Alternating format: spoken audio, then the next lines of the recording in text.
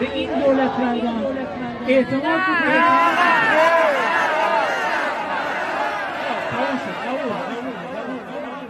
چقدر جی درد و جی ماتم بگفتیم، چقدر جی رنج و قرص غم بگفتیم، چقدر ارسوف و مرداب و وسی، امی دیل کرچب و تالاب و وسی، امی مار زبان درد گفتیم، چگیل زن چگیل مرد گفتیم، بجار سر بگفتیم خانه چند ترتی خاک جه بیگانه چند بگفتیم دامون و داره ببرده بامد کتام الواره ببرده امی دل خوشی جه خنده فگیفتد امی برسفت لافنده فگیفتد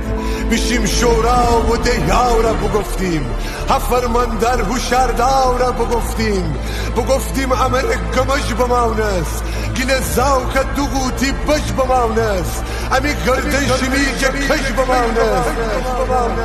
امی شعر و شعار نشنوستید امی سجور زهار نشنوستید شما هرچی بگفتید امی چشمو اما هرچی بگفتیم شمی پشمو آمده نوازی گیلان نیست مگه شما چرا مسئولیت نداری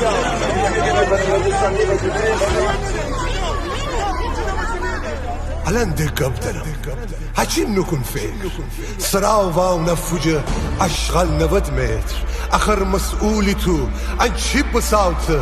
همش وعده دهی خیلی زماوته مریضی مردم پای فکلشته دوبا شیرا و بر روبار رشته هشیرا و به پیلدان سرتن بگیفته درد بی درمان سراوان آخر تیر دل نسوج مردمانه بکوش سرتن امی پیر جوانه همش امروز و فرداوتی جوابه فرس ام مردم ولا سوابه نه اشغال هدو کله بکله مگس دوره کده فله بفله شب روزن شمی پاکم بکفتیم سراوان وسی سرما بخفتیم شمی دست فدهیم حسر خگوله امی مردم حقنی گلوله چقدر حلوا چکودید امی صبره لاوی سکبرین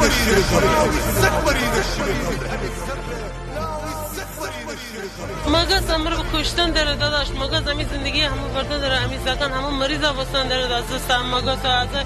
بوی از کثیفی آشغال آب آلوده امر مریض گوده آبای زیرزمینی همه چشمان آلوده بواسه از آب زیرزمینی